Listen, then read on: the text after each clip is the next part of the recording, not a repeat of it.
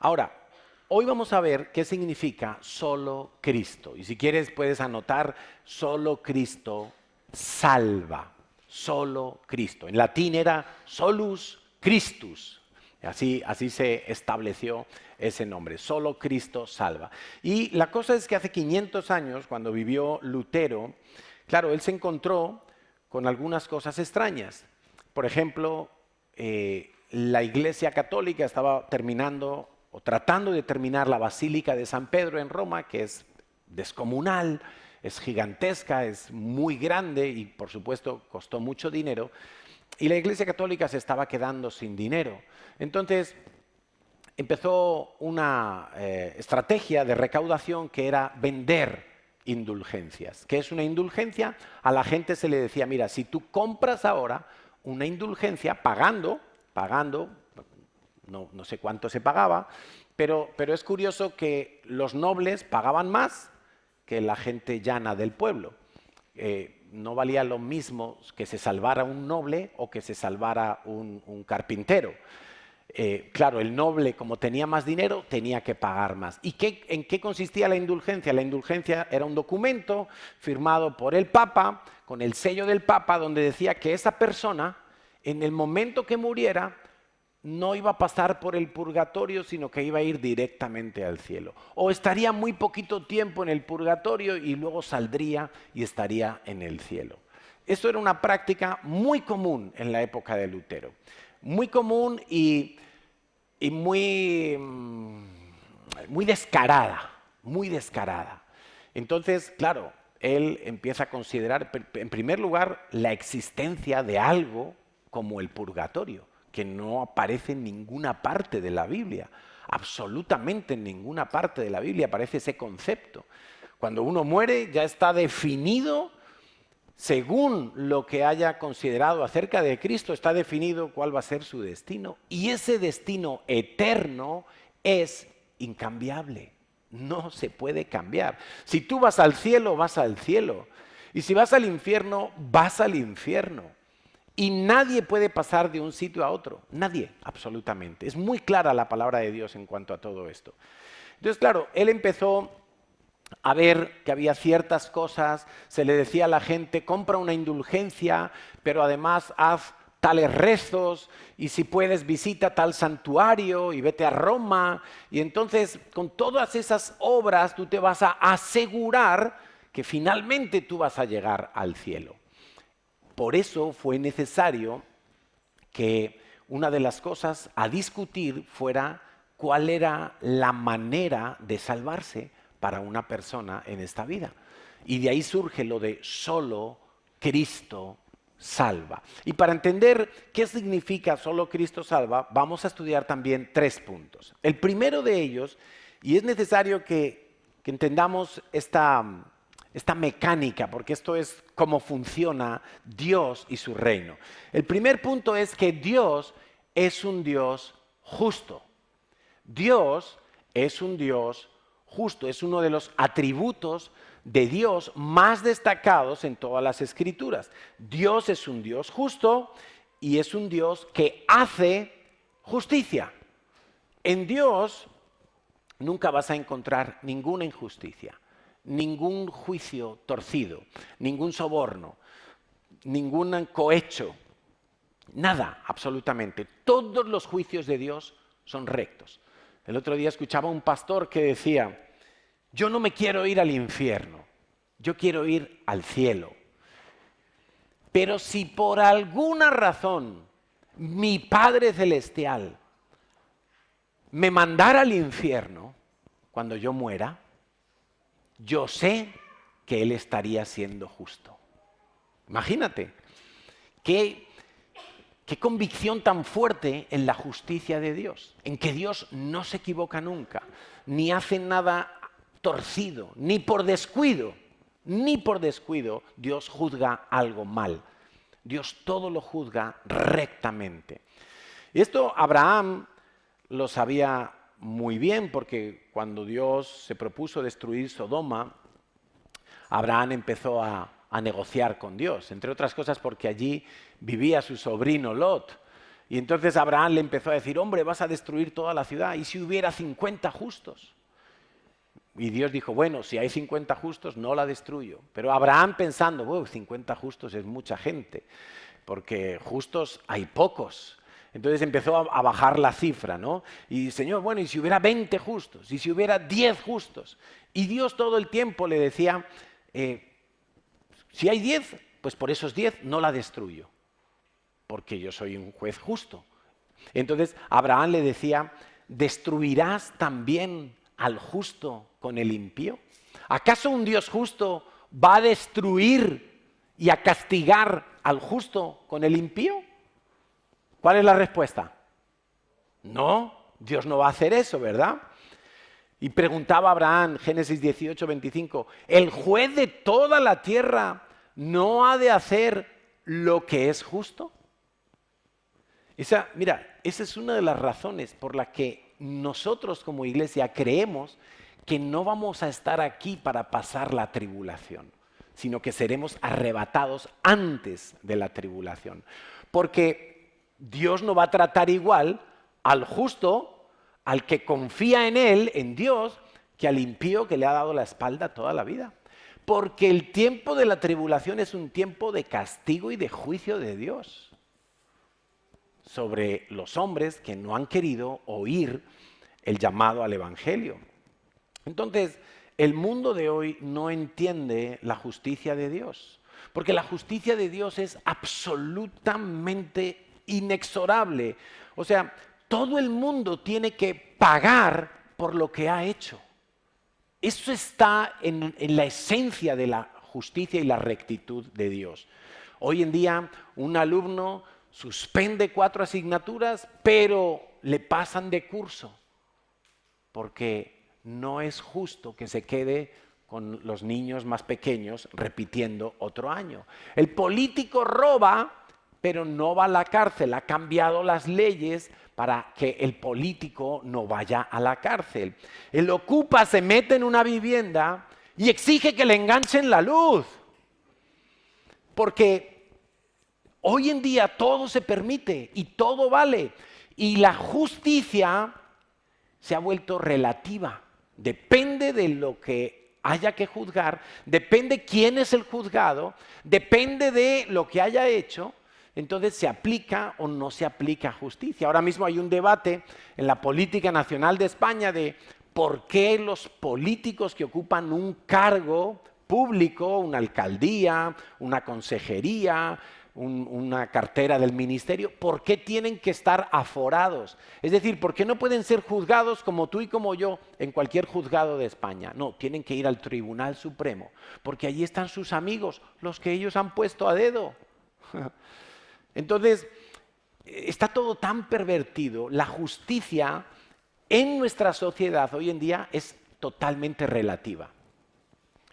Si alguien comete un delito y es rico, quizá puede pagar una fianza millonaria y quedar en libertad. O llegar a un acuerdo económico, como hacen en Estados Unidos las grandes estrellas, ¿no? Los acusan de algo, de una violación, de un abuso, de algo, le pagan una millonada a la persona contraria y se retiran las acusaciones. Pero el que no tiene una millonada tiene que ir a justicia. Y vemos que la justicia no se aplica a todos por igual. Vemos que la gente no quiere asumir las consecuencias de lo que hace. Nadie quiere asumir las consecuencias de lo que hace. Todo el mundo está pensando, hoy robo, hoy hago esto, hoy peco de esta manera, pero no estamos pensando que todo lo que yo hago tiene unas consecuencias. Va a venir un juicio después. La Biblia dice que Dios no puede ser burlado. No hay nadie en este mundo, ningún rico, ningún poderoso, ningún presidente, nadie en este mundo puede burlar a Dios. Por eso tenemos que tener muy claro que todo pecado, toda desobediencia a Dios y su palabra tiene consecuencias inevitables. Todo pecado tiene consecuencias para el hombre. La más dramática de todas es la muerte. La muerte física, porque Adán y Eva fueron creados para no morir nunca. Pero cuando pecaron, quedó establecido una fecha de caducidad para sus cuerpos físicos. Ellos acabaron muriendo. De ancianos, mucho más que ahora. Pero claro, a medida que avanzan las generaciones sobre la tierra, la esperanza de vida va a ser menor, porque la corrupción del pecado se va a ver visiblemente en enfermedades, en deterioro del alma, del cuerpo, y la gente va a morir. A pesar de que la ciencia esté gastando millones y millones en prolongar la vida y en extender la longevidad, pues no se va a conseguir, porque el efecto del pecado sobre nuestros cuerpos es el envejecimiento, la enfermedad y la muerte. Y eso es inexorable para todo el mundo. Esta semana escuchaba que hay 5 españoles entre la población del mundo que cuando murieron con una enfermedad terminal decidieron pagar una millonada para que los conserven a menos 195 grados bajo cero. Por si algún día se descubre una solución para ese cáncer o para eso que los hizo morir. Están ahí 195 grados bajo cero. Es que el día que eso se descongele ya debe de estar todo. Pero bueno, ese es el esfuerzo del ser humano, prolongar la vida, cuando una consecuencia inevitable para todo ser humano del pecado es la muerte. Pero la muerte no es solamente la muerte física, es también la separación de Dios. El hecho de quedar fuera de la comunión con Dios. Cuando el hombre peca, y lo podéis leer en Génesis, no me voy a entretener hoy en leerlo, pero cuando Adán y Eva pecan, lo primero que les ocurre es que su percepción de Dios cambia. Ese Dios que les había enseñado todas las cosas y que era su fuente de sabiduría y de protección y de confianza, ahora de repente ya es alguien a quien le tienen miedo y se esconden de Dios. Porque eso es lo que provoca el pecado, que te separas inevitablemente de Dios. Dice Romanos 6:23, la paga del pecado es muerte. Muerte. ¿Cuál es la consecuencia de pecar? Muerte. Nunca te puedes olvidar de eso. Si alguien muere hoy y lo tenemos que enterrar, esa muerte es fruto del pecado.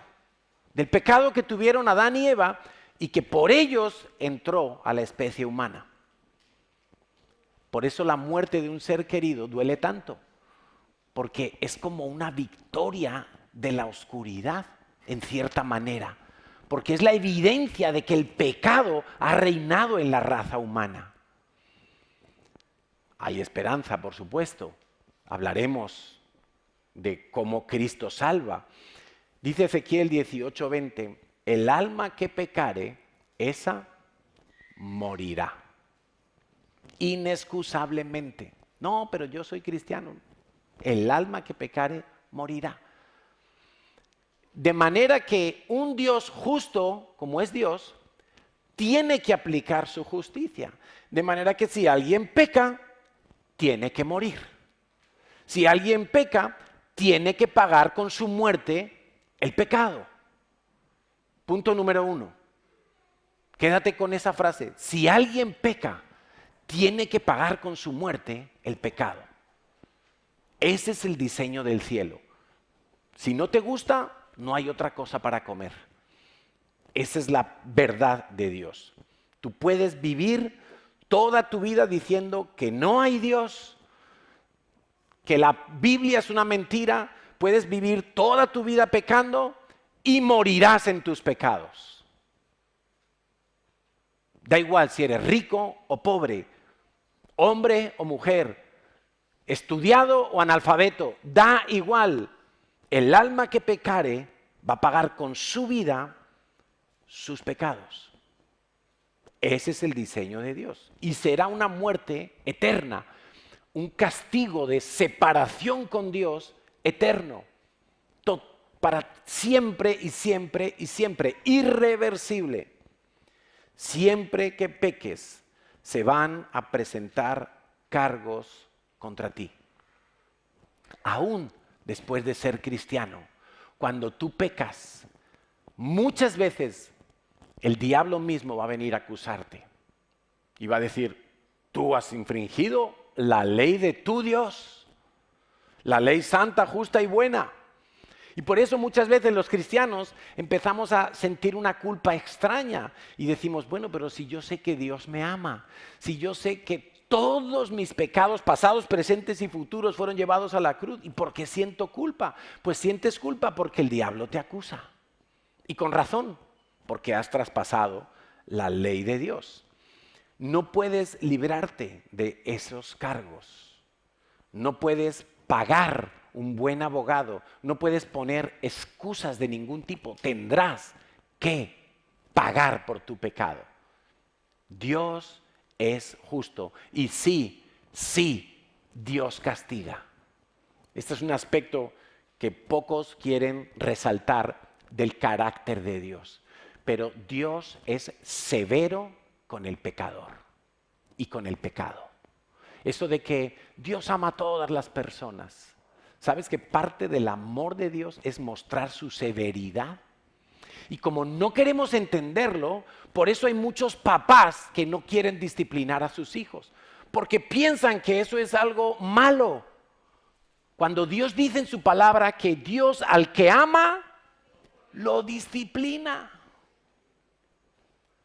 No lo corrige solo con palabras. Ay, hijo mío, no hagas esto. Mira, si metes los dedos en el enchufe te va a dar un calambrazo que te voy a tener que llevar al hospital, medio muerto. No, cuando va a meter los dedos, le da y lo disciplina para que aprenda. Dios es un Dios justo y castiga el pecado. Es severo con el pecador, tal y como nos dice Romanos 11:22. Preferimos la imagen del Dios que ama a todos. ¿A que sí? ¿A que preferimos esa imagen de Papá Dios? Pero quizá es que no hemos entendido lo que es un papá. Porque un papá también tiene que ser severo con sus hijos. Hay un tiempo para cada cosa. Hay un tiempo para ser severo, hay un tiempo para mostrar misericordia, hay un tiempo para aprender, pero hay un tiempo que si no aprendes, te cae la vara y te disciplinan. Y bendita disciplina, bendita disciplina. ¿Sabes que cuando los hijos no son disciplinados, el sentimiento que tienen por dentro, quizá nunca te lo van a decir con palabras, pero el sentimiento que tienen por dentro es de que sus padres no le han prestado atención. Ha sido invisible para ellos. Llegaba tarde y no aprobaba los estudios, pero como le seguían comprando toda la ropa y le seguían dando el último móvil y le seguían pagando todas sus salidas, pues no pasa nada. Pero ese hijo por dentro está clamando, disciplíname, corrígeme, lo estoy haciendo mal, es que no te importa mi vida, es que estoy haciéndolo todo torcido, no te importa mi vida. Cuando los hijos crecen y son adultos y se casan y se van y establecen su propio hogar, siempre recuerdan cuando los papás los disciplinaron y lo recuerdan con gozo, como diciendo, de la que me libró mi padre y mi madre cuando me disciplinaron, cuando me pusieron en mi sitio, cuando me corrigieron. Ahora, el mundo entero nos dice que Dios, si Dios existe, va a perdonar a todos los hombres. ¿Lo habéis oído alguna vez? Esa es la forma en que la gente quiere calmar su conciencia, porque no quieren ver a Dios como un juez que inexorablemente va a hacer justicia con todos. Prefieren verlo como alguien blandito, alguien flop, que va a decir, no, a los pecadores los va a perdonar, todo el mundo va a ir al cielo, todo el mundo es bueno. Eso no está en la Biblia. En la Biblia está que no hay ninguno bueno, en la mía por lo menos. No sé la que tú lees, pero en la mía dice que no hay ningún hombre bueno, ni siquiera el Papa de Roma, ni siquiera la Virgen María. Y esto quizá puede sonar como una falta de respeto, pero no lo es. Es un reconocimiento a lo que Dios ha dicho en su palabra. Y no porque yo me quiera meter con el Papa de Roma o con la Virgen María, yo soy peor que ellos. Yo no soy bueno. Es que la Biblia dice, no hay ni uno bueno. Entonces, si no hay ninguno bueno y tenemos un Dios que es justo y que siempre va a hacer justicia, tenemos un problema, Charlie. Todos nos vamos a encontrar con la justicia de Dios. Todos. Segundo punto, para entender qué significa que solo Cristo salva. Porque hasta ahora estamos diciendo que Dios es justo, que Dios castiga, que Dios corrige, y es verdad. Y quiero que lo tengas muy presente todos los días de tu vida. Dios nunca se va a olvidar de hacer justicia, nunca. Pero quiero que vayamos construyendo este hilo. Dios es justo. Y ahora te digo el punto 2. Dios es el que justifica. Dios es el justificador de los pecadores. ¿Y eso qué quiere decir? Que Dios, además de ser un juez justo, que siempre va a aplicar la justicia, cuando se da cuenta que tú y yo no podemos cumplir con todos sus requisitos, Él mismo provee la justicia que demandan nuestros pecados. ¿Qué es lo que nosotros merecemos? A ver, dímelo tú. No lo oigo. ¿El qué? ¿El castigo? Vamos a decirlo crudamente, la muerte. Tú y yo merecemos la muerte por nuestro pecado. Pastor, yo me porto bastante bien. Alguna vez he mentido a mis padres. Alguna vez cogí algo de la empresa, pero eso fue la excepción. Como decía el otro día un expresidente de una comunidad autónoma de aquí de España, presidente de Cantabria, dice, yo no he robado, porque además él habla así muy sentando cátedra, en plena televisión, dijo, yo no he robado ni en pensamientos. Digo, madre mía, está poniendo a Dios por mentiroso.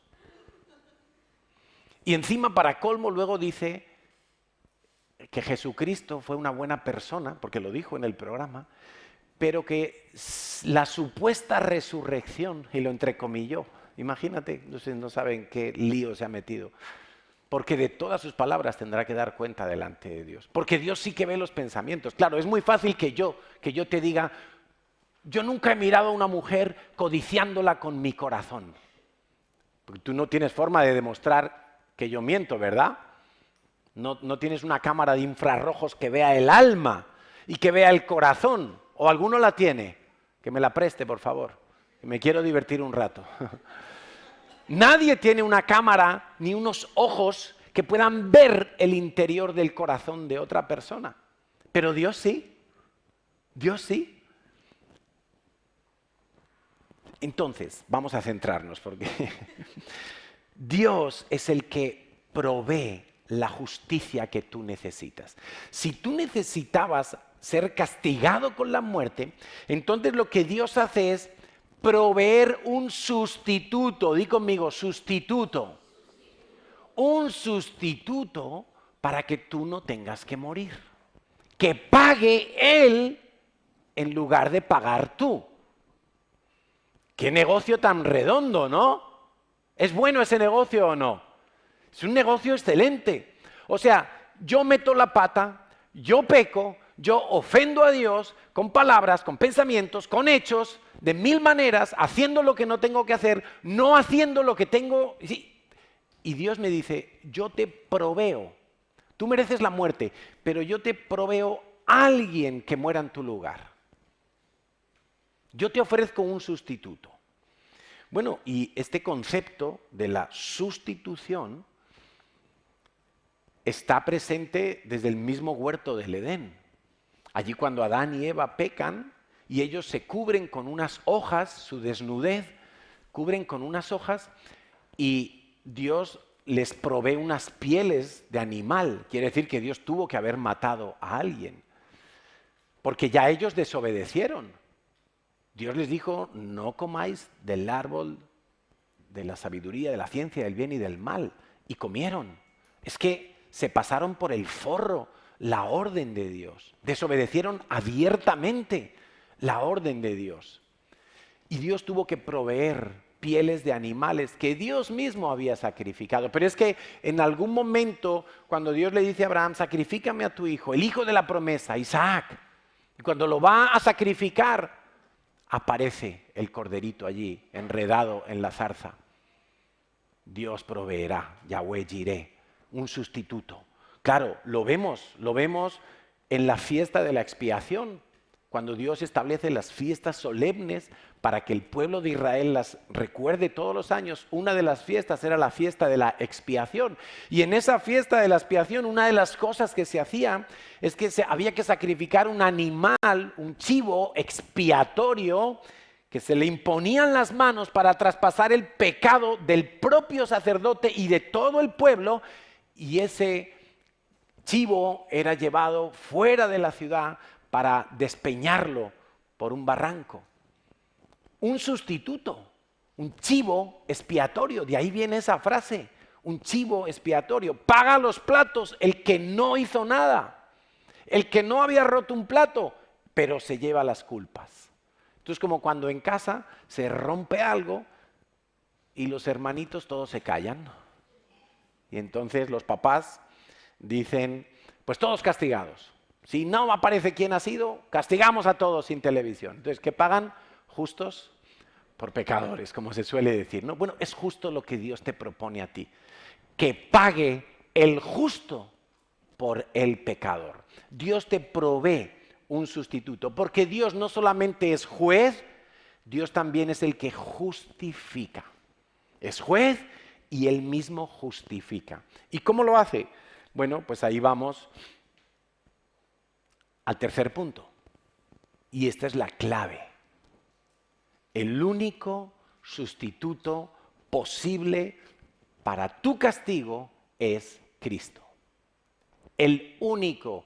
Acuérdate que las 5 solas, estas 5 columnas, tienen un carácter eminentemente exclusivo. No puede ser de otra manera.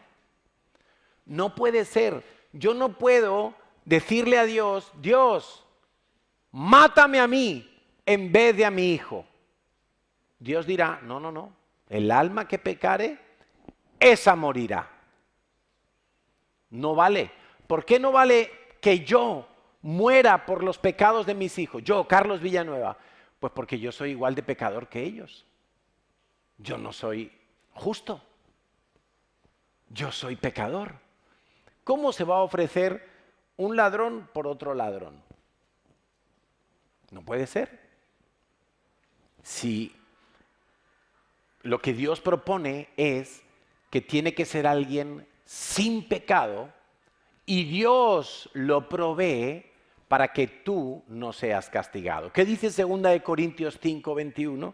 Al que no conoció pecado, por nosotros lo hizo pecado, para que nosotros fuésemos hechos justicia de Dios en él. Lo voy a volver a leer, por favor. Quiero que prestes toda tu atención posible, no mires otra cosa, no escuches otra cosa. Esta es la clave de la predicación de esta mañana. Al que no conoció pecado, que es Jesucristo, al que no conoció pecado, por nosotros los pecadores lo hizo pecado, para que nosotros fuésemos hechos justicia de Dios en él.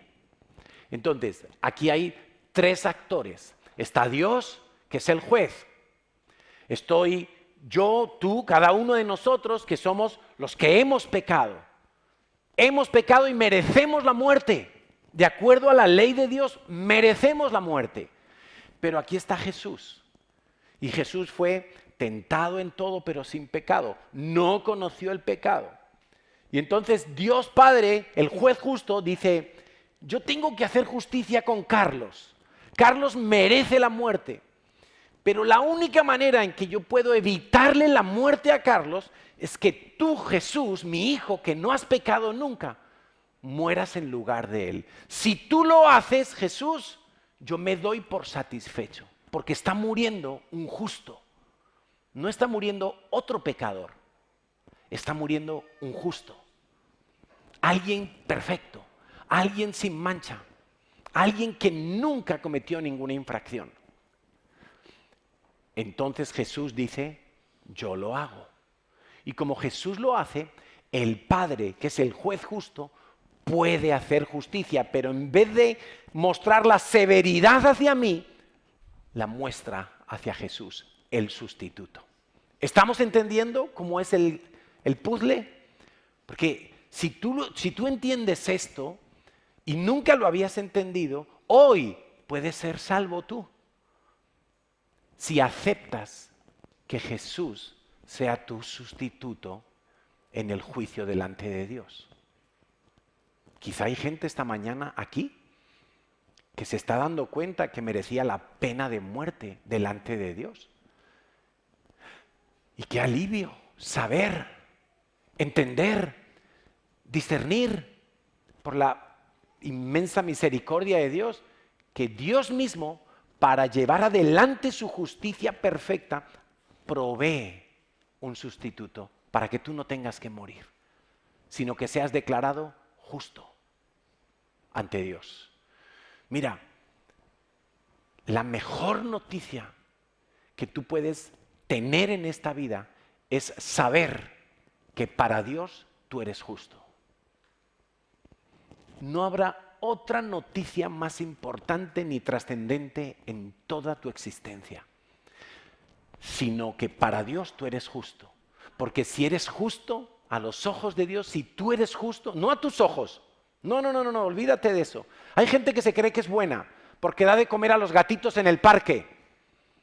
Hay gente que se cree que es buena porque dio un donativo para Save the Children. Hay gente que cree que es buena y a sus propios ojos son justos. No se han portado mal. Pero creo que ha quedado muy claro que a los ojos de Dios todos hemos pecado, todos. Y todos merecemos la muerte.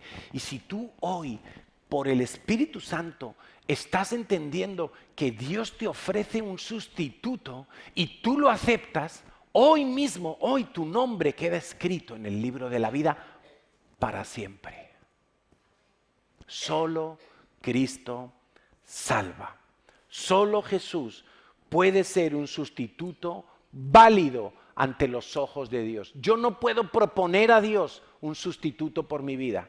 ¿A quién voy a proponer yo? ¿A mi abuela? ¿A quién voy a proponer yo? Si todo hombre es pecador, si no hay ninguno bueno. Solo Jesús es válido porque Jesús no pecó, no tenía ninguna falla. Yo no puedo decir que Pedro o Pablo o María o quien sea, no, es que solo puede ser Jesús. Juan 10, 17 y 18. Por eso me ama el Padre, dice Jesús, porque yo pongo mi vida. Ni siquiera el Padre le obligó. Y esto es muy importante que lo entiendas también. Dios no obligó a Jesucristo a morir en la cruz. Dios le propuso un plan a Jesús y Jesús dijo, Padre, yo lo voy a llevar a cabo. Yo voy a ser ese cordero sin mancha.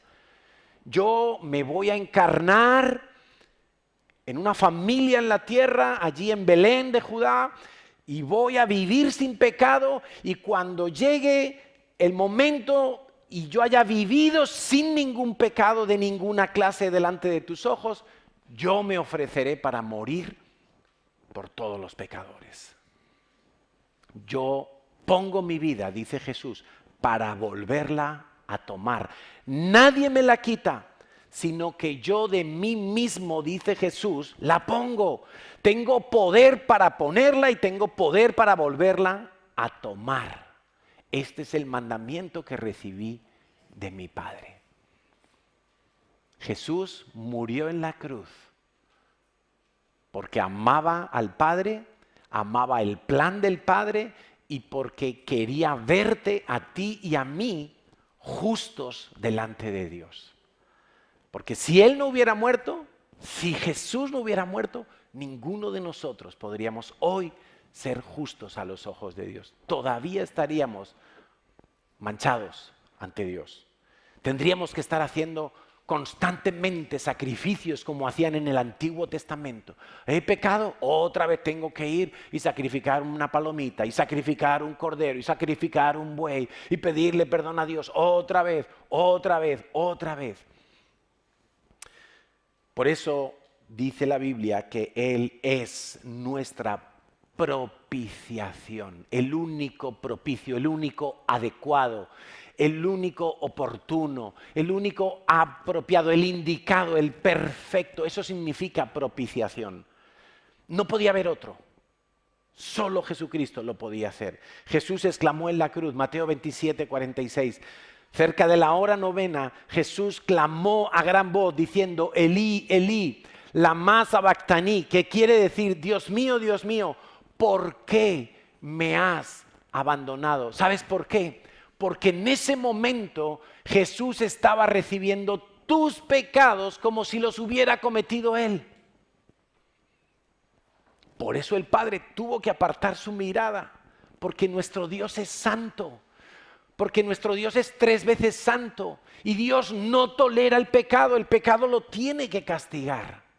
Nadie con pecado puede tener comunión con Dios. Sin santidad, nadie. Espero que esto esté removiendo tus aguas y siendo consciente de que solamente Jesucristo, no es la iglesia, no es congregarte, no es venir cada domingo, no es abrir tu Biblia todos los días, es Cristo el que te salva, es Cristo y solamente Él el que te salva. Nadie en toda la Biblia, ninguna persona nunca jamás ha dicho algo como lo que dijo Jesús en Juan 14:6. Yo soy el camino, yo soy la verdad, yo soy la vida. Ninguna persona puede llegar al Padre si no es por medio de Jesucristo. Por medio de Jesucristo.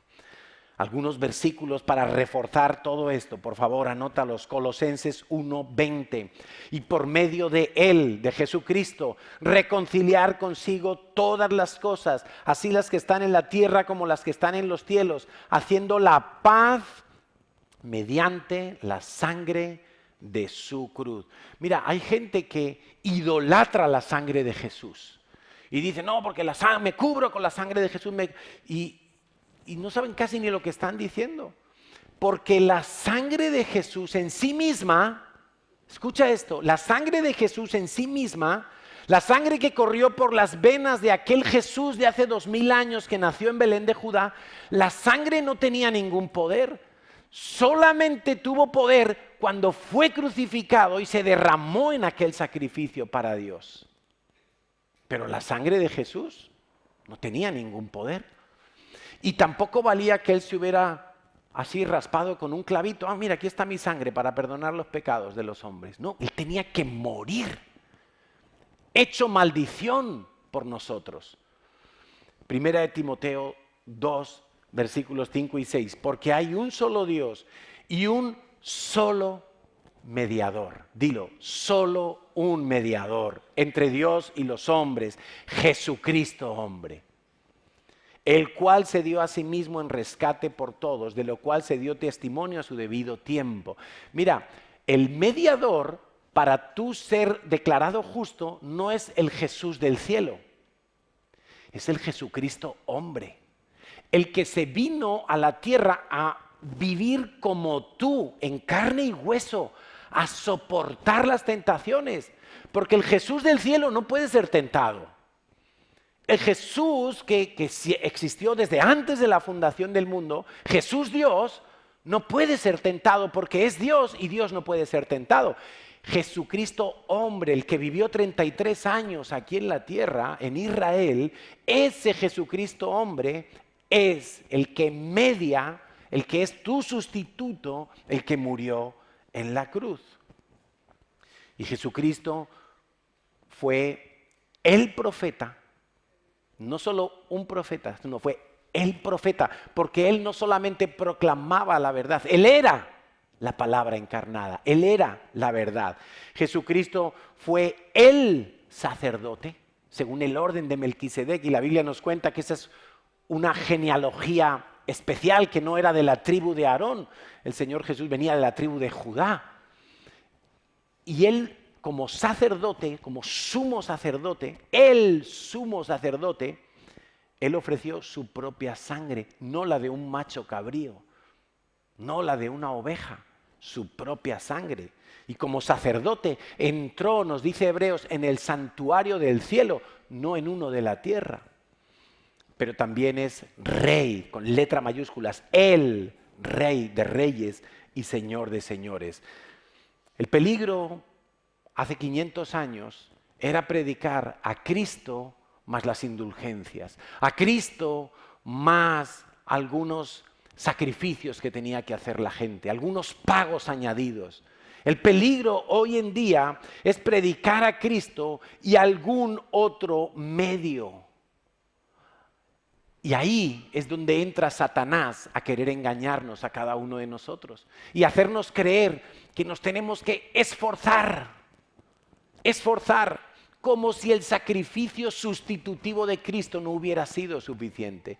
Y entonces, yo tengo que orar para que Dios se acuerde de salvarme. Yo tengo que leer la Biblia para que Dios se acuerde de salvarme. Yo tengo que dar los diezmos para que Dios se acuerde de salvarme. Es como que Cristo más todo lo que yo hago. Como aquel fariseo. Dios, yo ayuno tantas veces por semana, doy los diezmos de todo, yo hago. Y entonces el sacrificio sustitutivo de Cristo, ¿me estás diciendo que no fue suficiente? ¿No era completo, no era perfecto, no era eterno? Pues lo que nos vino a decir solo Cristo salva con la reforma que inició Lutero es que solo Cristo salva.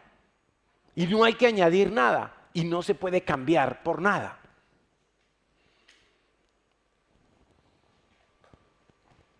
¿Lo estás entendiendo? Me gustaría tanto que todos los que hoy están aquí y los que ven esto por internet puedan entender esta verdad. Voy a invitar a los músicos que pasen y vamos a orar, porque si tú lo entiendes hoy, si tú has entendido primero que Dios es justo, que tú eres pecador y mereces la muerte, pero que aquí Dios mismo provee al sustituto para que tú no mueras, muere Él y tú eres justificado. Si tú entiendes eso, tú hoy puedes ser justificado delante de Dios. Y quizá hay alguien aquí que hoy está entendiendo esta verdad. Esta es una verdad eterna. Esta es una verdad que no me la he inventado yo, no se la inventó Pedro ni Pablo. Es una verdad eterna. Es una verdad que siempre estuvo en la mente y en el corazón de Dios para salvar a los hombres que aceptan a Jesús como el sustituto de la muerte que ellos merecen. A veces decimos, ¿aceptas a Jesús en tu corazón? Y lo simplificamos en esa frase. Lo que estamos queriendo decir, que a veces nos olvidamos porque nos volvemos simplistas, lo que estamos queriendo decir es que tú aceptas que aquel sacrificio perfecto de Jesucristo era el que tú merecías, pero Él murió en tu lugar para que tú no tengas que ser castigado por Dios, sino que seas visto como justo delante de Dios. Y si eres justo a los ojos de Dios, entonces puedes entrar a su presencia. Entonces puedes venir siempre que quieras, porque ya eres justo delante de un Dios que no tiene nada contra ti, que nunca te va a acusar de nada, que nunca te va a señalar, porque ya todos tus pecados fueron imputados a Jesús. ¡Qué noticias tan maravillosas, o no! Por eso, la alegría de nuestras vidas tiene que ser la salvación del Señor. ¿Qué mejor noticia vamos a tener que eso? Si hoy te toca la lotería y te tocan 2 millones de euros, seguro que alguno compraría champán para todos. Y las estadísticas dicen que a los 5 años los premiados en la lotería ya se han fundido todo el dinero. Una alegría para un rato. La alegría de la salvación es eterna, es para siempre. ¿La quieres aceptar? Yo lanzo esta pregunta hoy aquí, porque quizá algunos han venido a la iglesia durante mucho tiempo. A lo mejor hasta desde sus países ya iban a una iglesia y habían oído y habían leído la Biblia. Pero a lo mejor no habías entendido en qué consistía tu salvación. Y que tú no te salvas porque naciste en un hogar de padres creyentes que te llevaron a la iglesia desde niño, como hoy hemos visto aquí, con Joel y con Miriam. Tú te salvas porque Cristo te salva.